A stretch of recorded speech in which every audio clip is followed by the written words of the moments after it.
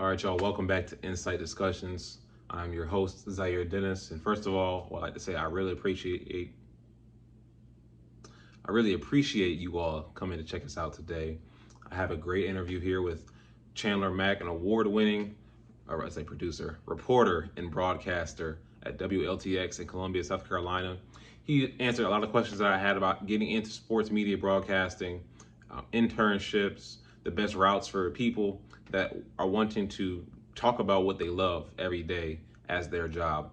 And he talked about his journey and how other people can also benefit from some of the things that he experienced, his mistakes, some of his successes, things that he's very glad that he did do, and some of the things that you should just be wary about in general, about the entire career of media marketing, reporting for sports, just general news, things like that.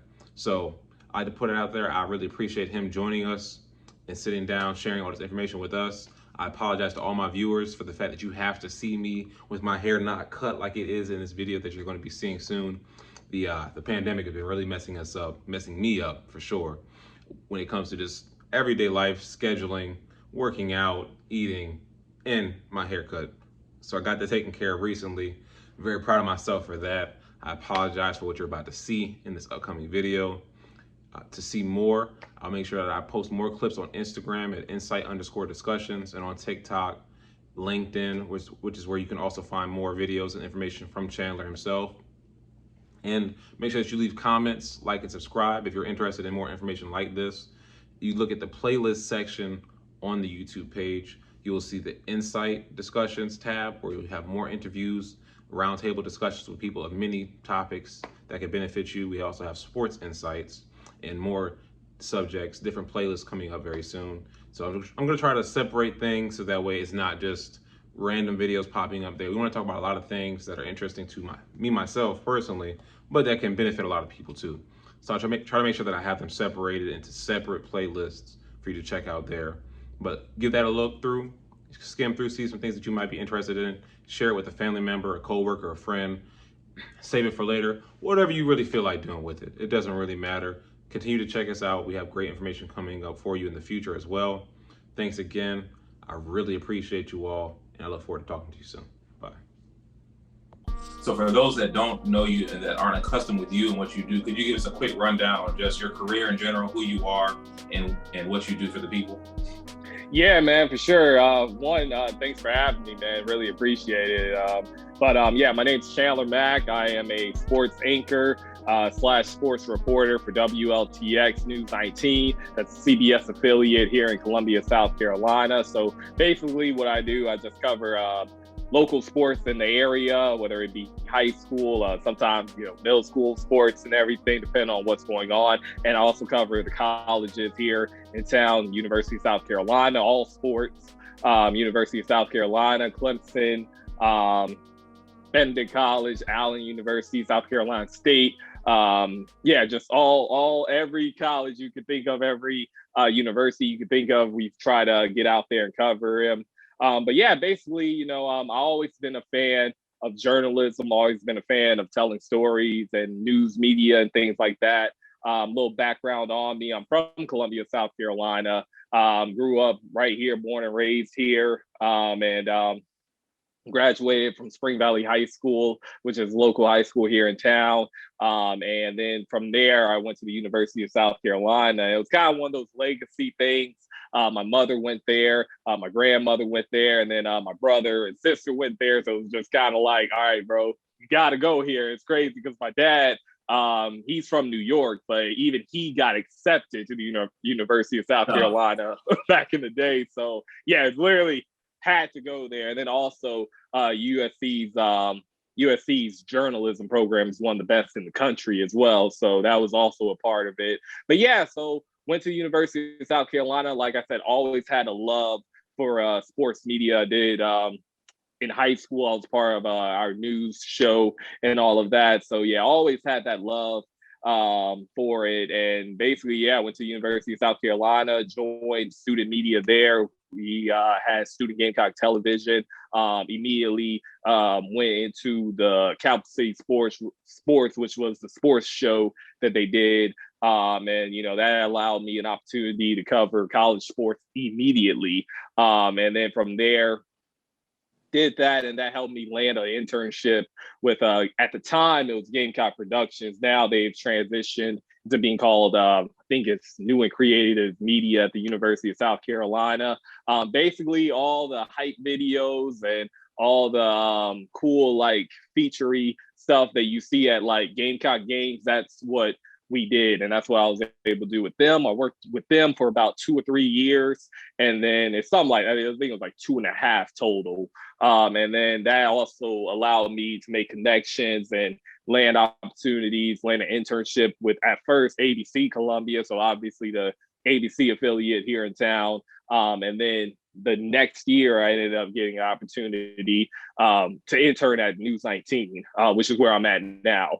So yeah, intern with WLTX for about 2 years, and then 2018 came around. They didn't have any opportunities for me to cover sports full time. I knew I wanted to cover sports full time, but at the time they didn't have that opportunity for me. They just said, okay, yeah, you can still cover like high school football and everything, but as far as like covering sports, we don't have the opportunity for you yet, but we do have this news opportunity for you where you can just be a news reporter. And took that because, fresh out of college and really wanted a job in the field, and I really enjoyed the people that I worked with. So yeah, took that, did that for about did that from December 2018 to last year, and then finally, and while doing that, I just kept, telling sports stories when I could, but still being that news head that they needed. That just showed them that I was reliable, I was versatile, and that ended up, when we had a sports opportunity open up, I was the first one that they thought of, and I ended up being offered the sports anchor and sports reporter position that I have now. So yeah, it's a little bit of background about me. Really love what I do. It's just really great to see the smiles on athletes and athletes' faces, and then their families' faces when we tell their story, and they enjoy it. That's really great. So yeah, just a little bit of a background about me. But the NFL made it work. Well, it's been several months since a lot of athletes in the Midlands have touched the football. Quarterbacks haven't been able to throw to wide receivers, which of course means wide receivers haven't been able to catch passes from quarterbacks. Let me get my stance real quick. So basically what he wants the kids to do is to tackle with their heads up like this. Sunday brings the return of live sports, as right up the road from Columbia, Darlington Motor Speedway is set to host 3 races in a 4-day span. All right, Ryan. Well, my last question for you, man. Is there going to be a football season in 2020? Well, I hope so. The Raiders selected Edwards with the 81st pick. After he was drafted, Edwards tweeted out, "Thank you, God. Vegas," with a whole lot of exclamation marks. And they will look to have a bounce-back effort next week when they head to the other Columbia to take on Kelly Bryant and the Missouri Tigers. Reporting at Williams-Brice Stadium, Chandler Mack, News 19, WLTX. Now, could you give us a little bit of the background? I know a lot of people, they may not be aware of, so, well, this is what I want to do, but they're not really sure the correct path to go through high school and then the majors in college. So you mentioned that mass media communications was the major that would propel you in that direction. So as far as difficulty, being a nurse or a doctor, those classes, those majors are extremely difficult, very arduous. How is the mass media majors, how is it going through those classes and then graduating and looking for an occupation? A lot of people have problems trying to find a job once they finally do graduate. Yeah, man. So, yeah, like you said, different majors, it could be like really hard, the classes and all that, especially engineering. I know for a fact they got to take really, really difficult classes. But like in journalism and mass communications, like it's really not that difficult, at least my experience. I had great professors. So, this kind of a sales pitch for the University of South Carolina journalism program. But yeah, the professors there are just wonderful and they're excellent. They really know what they're talking about and they really know their stuff. So they kind of put me in a good position from a classroom standpoint of knowing, okay, this is the ins and outs of journalism and all of that. This is how you can kind of get a leg up on those who aren't here, right? So that, from the classroom perspective, yeah, that kind of gave me a leg up. But as far as just, okay, when you graduate, okay, how do I get in?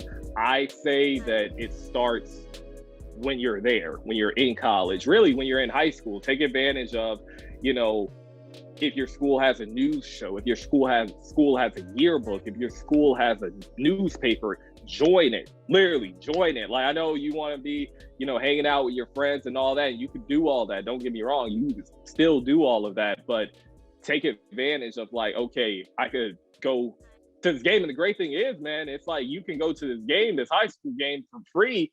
And like, they're, depending on the school that you go to, they can have the equipment for you to where you could just use their equipment and all that. Heck, you could use your iPhone if you have like an iPhone X or a really good iPhone, and just take pictures on that, and do like, reports from the game, with that. So yeah, it really starts there in high school. And then when you get to college, once again, I know you're going to want to have fun with your friends and do all of that, which, like I said, you can still definitely do, but like, make sure you join student media too. And like, you may have to like start from the bottom, like covering kind of the smaller sports, like maybe a beach volleyball game or a tennis game. You might have to do that starting out, but doing that is going to make you even better when you have to cover the football games and basketball games, because you're going to know how to put a story together, and you're going to know how to shoot and how to, like I said, put things together and make everything fit. So yeah, I think that, the classroom stuff, that's important. But to really get a leg up when you leave college, it starts while you're there. Like, take advantage of all the resources that you have.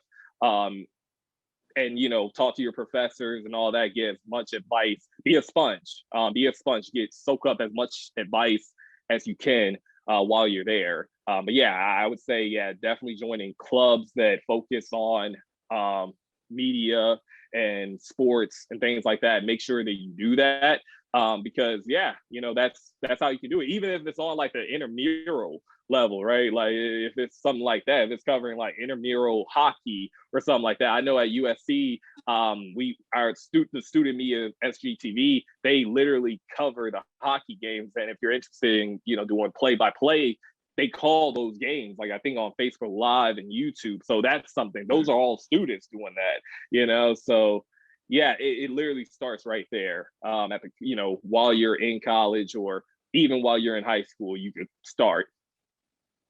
Okay, so the vibe that I'm getting from that definitely is that you have to put in the legwork, put in I would say the grunt work, more or less. You can't just shoot for exactly what you want to do. You kind of have to put your time in and just work your way up over time. You mentioned before that they didn't have an opportunity for you to cover sports, so you had to do some of the other things, but you built up your reputation enough of consistency and hard work through the other minor news reportings, until eventually you got into your current position as far as doing sports cover. So from what you're saying, similar route through high school, college, doing whatever you can just to get into the environment and learning all those different skills would be the best factor that you could really choose. Exactly, man. Facts. Yeah, like, just using all of your resources and all of that, man. And that will definitely help you. And going to like you were saying, like at News 19, they flat out told me, we have 2 sports positions. We would love to bring in a third one, but we just don't have the resources. Not necessarily the resources, but we're just not able to do that. We need the biggest need for you and us, right, is for you to cover news at this point in time. So, I was like, okay, I got a job, that's kind of why I said, like, at least I got a job fresh out of college. And, I'm in my hometown, so, we can make the most out of this situation. And, another thing too, is like, it's going to take you time to like get used to being an adult and get used to being out of that college lifestyle. That takes time too. So I didn't just go and start doing sports stories.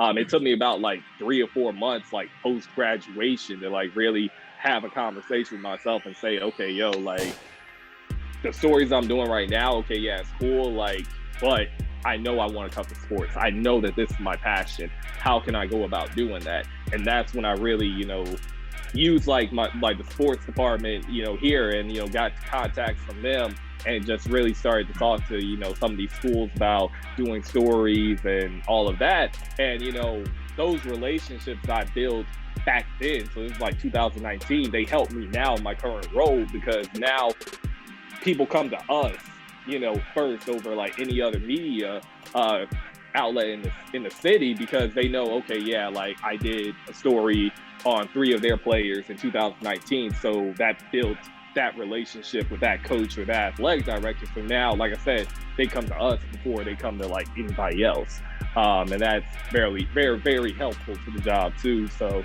yeah, I mean, that's it too. It's just like, okay, this may be the card that you're dealt now, but make the most, take advantage of like this card. Like, just have a conversation with yourself and say, okay, this is how I can, like I said, make the most out of this situation, and in order to get to the situation I want to be at, or the position I want to be at. Okay, I got you. Now, quick question: if you had to choose between one of the two, which would you say is more valuable in this realm of work?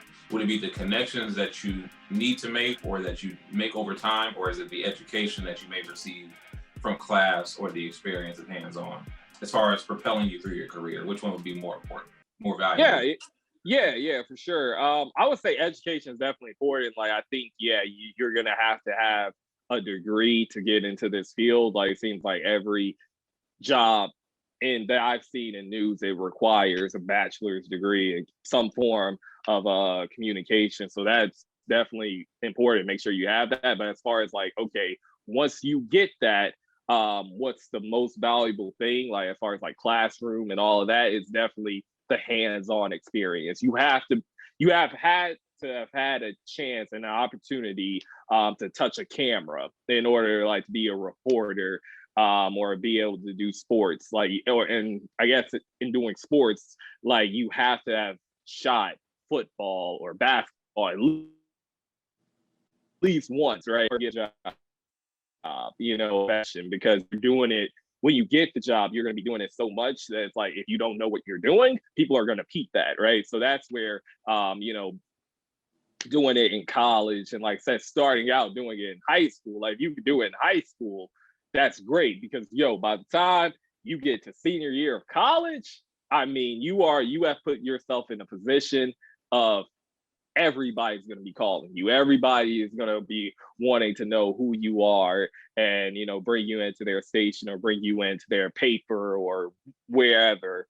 So yeah, I would say, the hands-on experience. You need the education, you need that bachelor's degree, but the hands-on experience while you're getting that education is extremely valuable. Like, I don't know where I would be if I didn't join SGTV, and if I didn't do Gamecock Productions and all of that, and the internships, right? Internships are key too, because that builds a relationship with a particular station, to where, okay, when you graduate, that station is going to know, not just for me, but like other people, like my friends in the industry, where it's like, they interned at a station, and that was the station that it ended up being their first job, right? So yeah, internships are key too.